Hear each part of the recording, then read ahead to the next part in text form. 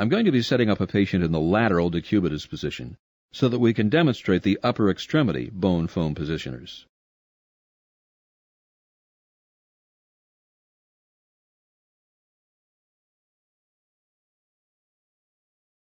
The first thing we want to do with someone in the lateral decubitus position is make sure that the axilla is appropriately protected.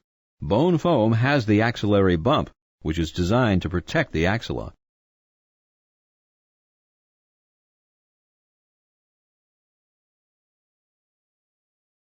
The axillary bump doesn't work with the upper extremity wedges, so we use this small cylinder for that purpose.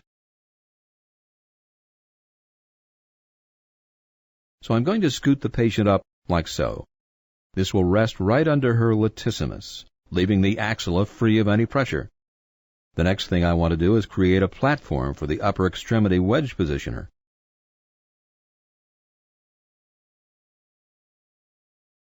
One can either use a hand table or these two arm boards side by side. Ideally, it is better to use something radiolucent so that you don't compete with any of the metal that might be in the arm boards. So this is the first bone foam upper extremity piece that I'm going to demonstrate. You can see that there's an offset tunnel, and the narrow side goes up toward the head of the patient. It's narrower so that it won't be in the way of the endotracheal tube or in the way of the face, which allows for anesthesia to access the patient's airway. I'm going to simply scoot this up against the patient, like so.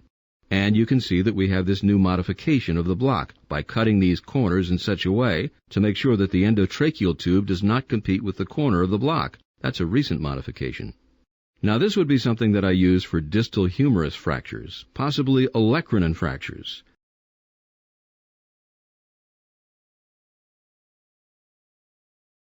And some people prefer the elbow to just be at 90 degrees, like so, while doing this work.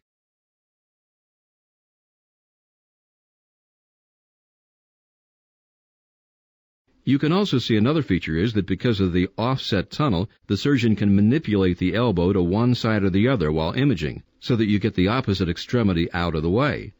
An alternative to this 90-degree position would be our upper extremity positioner, which allows for some extension of the elbow, which I will demonstrate next.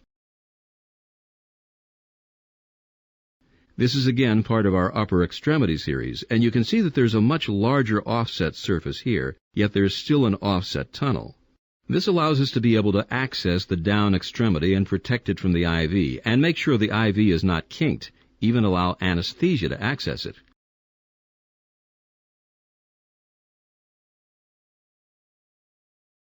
We're not burying it in blankets or towels like what was once done, so the upper extremity can then just simply drape over this upper extremity extended piece.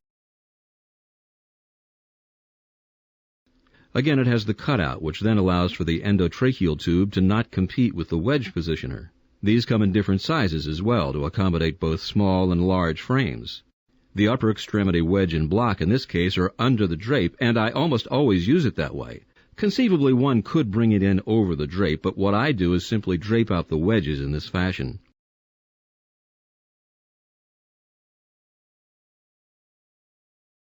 I'm just showing a U-drape here. You could use an extremity drape as well. This is what the working surface would look like with the patient draped.